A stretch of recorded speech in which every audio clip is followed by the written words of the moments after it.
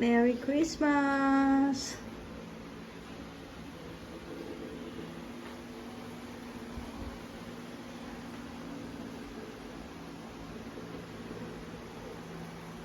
O, diba? Ang daming regalo. At ang ating mga dwarfs. Ayan. O, diba? Ating mga regalo. Ayan. At ang ating Christmas tree. Nakakatuwa. Meron ditong nag-iisang dwarf. O. Ang tawag ko dyan, Labubu Bells. Ayan. Tapos may mga regalo pa tayo dito. Ayan. So, meron pa tayo ditong Santa Claus. Hindi natin nabuksan kanina si Santa Claus. O, diba?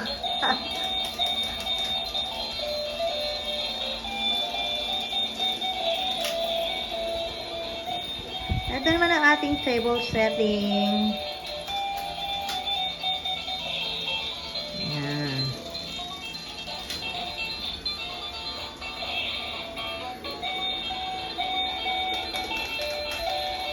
O, diba? Si Santa Claus, oh, busy-busy. Yung isa, pagod na.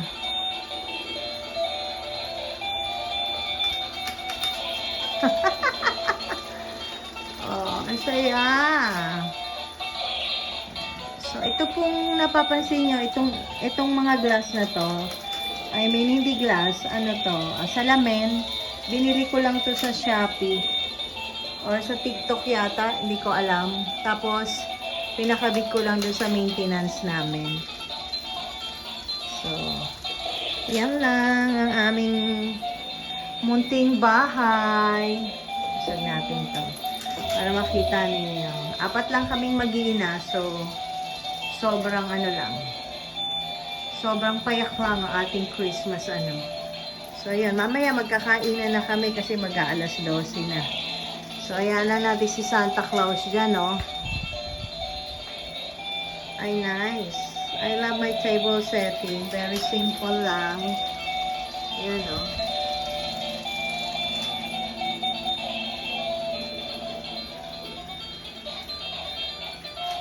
Ayan. Tapos, ito naman yung ating food. Iba't ibang klase ng 24 chicken. Ito yung aking pinaka-favorite, Jack Daniel. Tapos, ito yung chicken. May cheese. Basta may cheese. Hindi. Honey with lemon. Tapos, ito yung merong winter cheese yata yan. Tapos, meron din tayong pizza. Ayan. So, dalawang ano to eh. Dalawang karton. Yung isa nandun lang. Tapos, we have our palabo. So, yan lang ating handa ngayong Pasko. Na 4 lang naman kami magsasalo-salong mag-iina. Okay? So, ganyan natin i-ano ang ating Pasko. Simple lang. Ayan. So, nakakatuwa naman.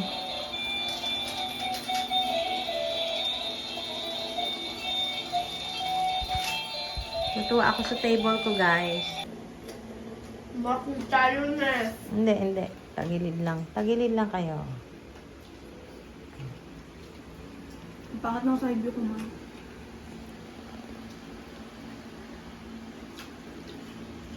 Ang baboy pa ng pagkakaso.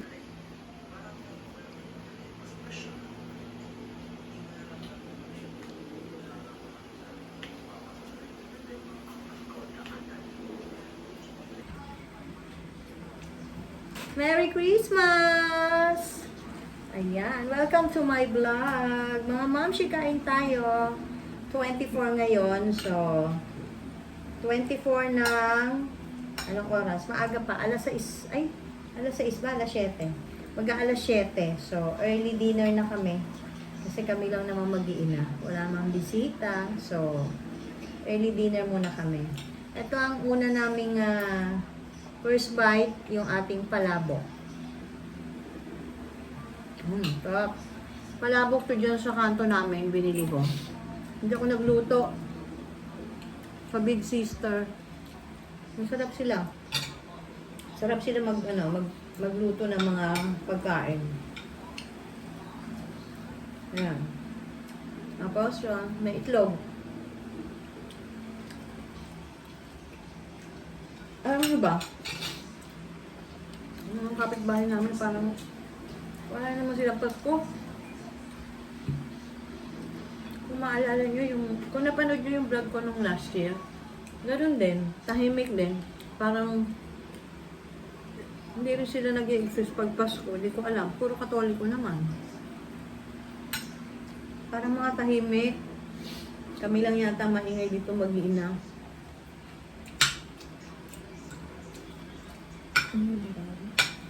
Maingay tayo. Nagpapatugtog kami.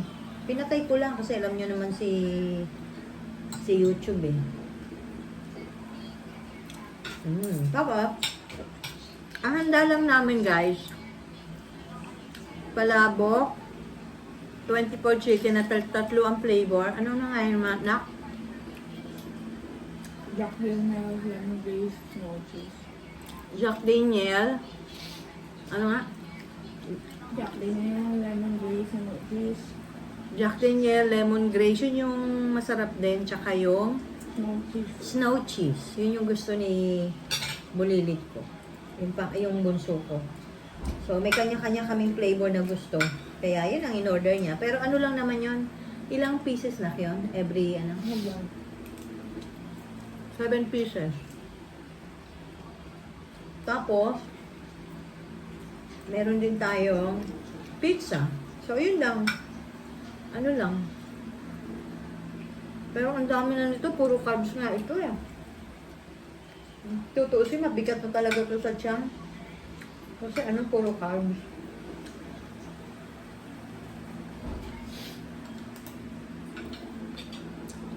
Talaga pang Pasko. Ganun daw talaga pag Pasko. Puro carbs. Gusto ko yung sauce ng Jack Daniel. Pwede ako. Sarap eh. Meron kaming dessert sana.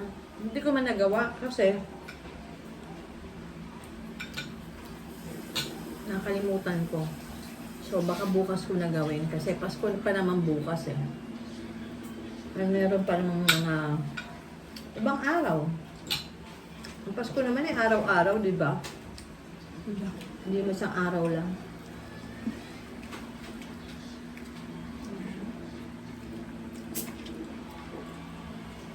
Bago nga pala ako kumain itong mga carbs na to, minom ako ng psyllium.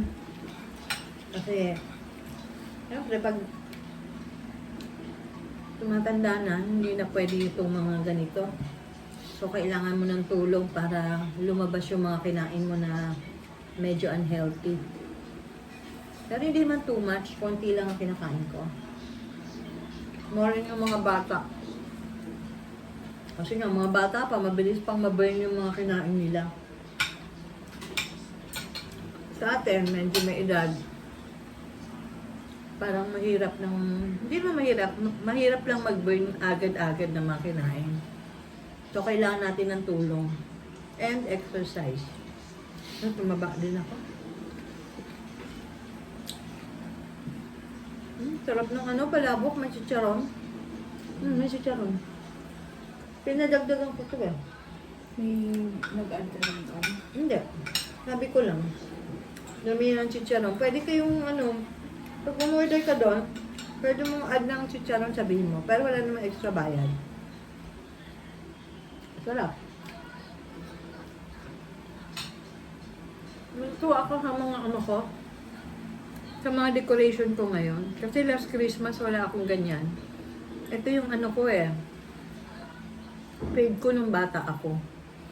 Kasi nung bata ako, kami lang ng tatay ko nagki-Christmas. Wala na kasi akong nanay, guys. Wala rin akong kapatid. So, hindi ko naranasan yung ganitong Christmas na may mga pa-table setting, may mga Christmas tree, may mga mga ano to, mga duwende o labubo bells kung tawagin ko. Yan. So, parang ang saya-saya ko tuwing uuwi ako, magmula nung Christmas, magmula nung ano, nung nag-start ako mag-decor nitong bahay. Parang pag umuwi ako, ang saya-saya ko. Parang feel ko talaga na may family, mayroon akong bahay na inuuwian. Ang sarap pala. So, kaya at least na experience ko, no? Kasi kami noon ng tatay ko, kaya tissue na. Pag nag-Christmas, parang ano lang, ordinary day lang. Though, kasi laki naman ako sa probinsya, pinalaki ako ng tita ko, yung ng tatay ko, ate niya. So, hindi naman ako parang palahanap kasi hindi ko naman nakikita sa probinsya yun na dapat pala pag Pasko may ganito. Hindi ganun kagarbo. Wala lang, parang tutulog mo lang, ganun eh. Ganun sa probinsya eh kasi sobrang payak lang yung buhay noon. Kaya parang ngayong medyo may edad na ako tapos may mga anak naman ako. Parang ngayon ko na-enjoy yung hindi ko naranasan nung bata ako. Kaya yung mga anak ko, pag natutuwa rin sila sa akin. Sabi niya, si mama talaga ang babaw. Pero hindi nila alam, yun yung inner child ko. Diba? So, ganun talaga pag mga yung mga 80s and 90s. Yung mga inner child natin noon, hindi natin nagawa. Parang ngayon natin nagagawa. Katulad nun, never tayong parang nakakapag-party tayo pero hindi yung sobrang magtatagal ka kasi nga iniisip mo magagalit ang magulang mo. So parang pag pumunta ka lang doon is parang sa school, Christmas party, tapos pag minsan naka-attend ako ng birthday ng kaklase ko. Pero syempre, meron tayong meron tayong curfew pala. Ano ba yung curfew? Curfew. So, syempre, pag sinabi ng tatay ko, dapat alas 8 uwi ka na, 8 o'clock uwi na ako talaga. Kahit anong mangyari. Ganun tayo nun nung mga bata. Pero ngayon, wala mga bata, alas 3. Yan yata pinakamatagal ang uwi, alas 4. Doon pa lang sila nag-i-enjoy, doon pa lang nila na yung enjoyment. Matagal, no? Hindi katulad sa atin. Pagka dating natin sa isang party, o pag sinabi sayaw na, ganun lang. Kung ano sabihin, yun lang yung gagawin natin. Eh ngayon, ang dami pang mga, mga ginagawa ng mga kabataan. Iba na talaga yung mga generation ngayon. So, kaya ngayon, yung inner child natin, ngayon lang natin ginagawa. Yan. Ako, isa to sa inner child ko, yung makita yung Christmas tree na kumukuti-kutitap. Diba? Ang saya-sayang tignan. Tapos, kumakain ka ng ganito, kahit hindi masyadong magarbo. Kompleto yung pamilya mo, masaya. Ang sarap-sarap. Ang sarap-sarap ng pakiramdam. Sobrang saya ko ngayon, mga kamamshi. Sobrang natutuwa ako na yung unti-unti natutupad yung mga pangarap mo kahit yung maliit lang na inner child mo noon nangyayari na ngayon. So, gusto ko sana long life pa ako para lahat ng inner child ko talaga i-enjoy ko. Parang ang dami kong inner child, no? Tapos yun, tuwan-tuwa ako pag nakikita ko yung Christmas tree ko. Parang ang saya-saya kasi. Tapos meron pa akong mga ganyan, yung mga labubo bells ko. Parang pag tinitignan mo, parang ay, ang sarap. Nangyari na talaga yung matagal ko nang gustong yung hindi ko pa nararanasan ng bata ako. Nakakatuwa, no? Kayo ba? Yung mga inner child nyo ba? Dapat gawin nyo na kung mga kaedad ko kayo, o, di ba? Kasi Ang sarap lang. Ang sarap lang pakiramdam. Tapos,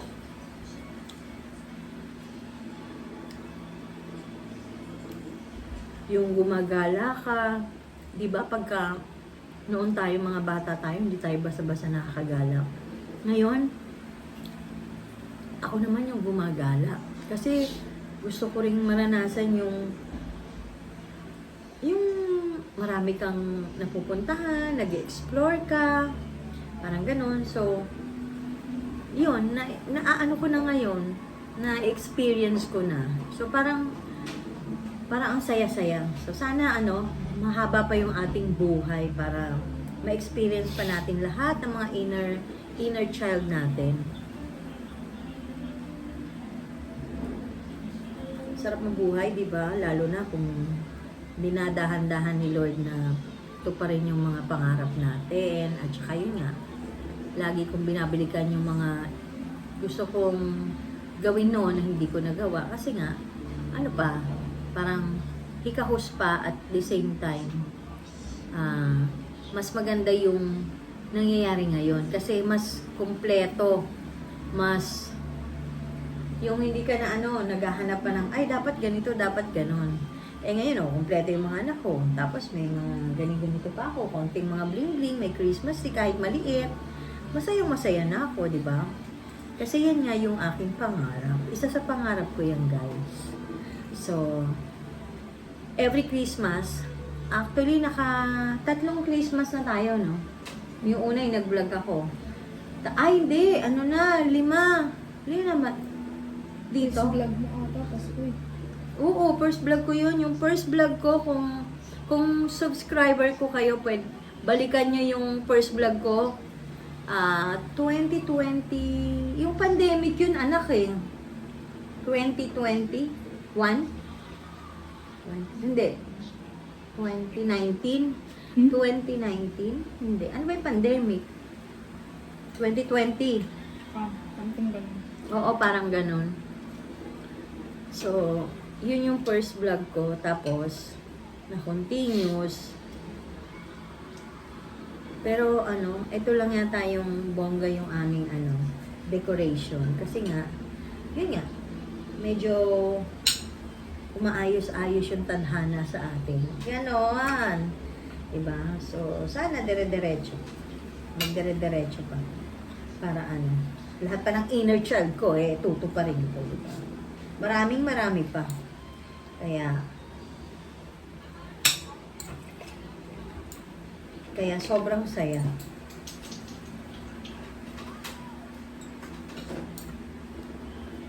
May 3 akong anak. Kung bago ka lang sa vlog ko, widow po ako for 13 years. And yung asawa ko namatay sa leukemia. Cancer sa blood. Ano mo pinagkalat? Ba't ko raw pinagkakalat? Ini-istorya ko lang. Storytelling lang. Kasi wala na akong masabi. Sobrang ang ganda ng ng paligid ko. So, storytelling lang. Ha? Siyempre katapat mo. Yung bunso ko ito. Pakita ko. Ayaw magpakita. Tapos, sabat na sabat. Ayaw magpakita. Tapos, alam niyo ba? 2013, namatay ang asawa ko. 2013. Hindi nga maganda. Kasi, 2013, December 31. Tinako namin siya sa ospital. So, that time, na pala, malala na. 15 minutes ka na. 15 minutes ka na. So, ayan guys, tapos na ang ating vlog. Maraming salamat. Thank you for watching kahit na hindi natapos ang aking kwento. And Merry Christmas and a Happy New Year to everyone. God bless us all. Bye. Don't forget to like, share, and subscribe to my channel. Bye! Ingat po palagi and don't forget na lagi niyong bisitahin ang aking YouTube. Bye!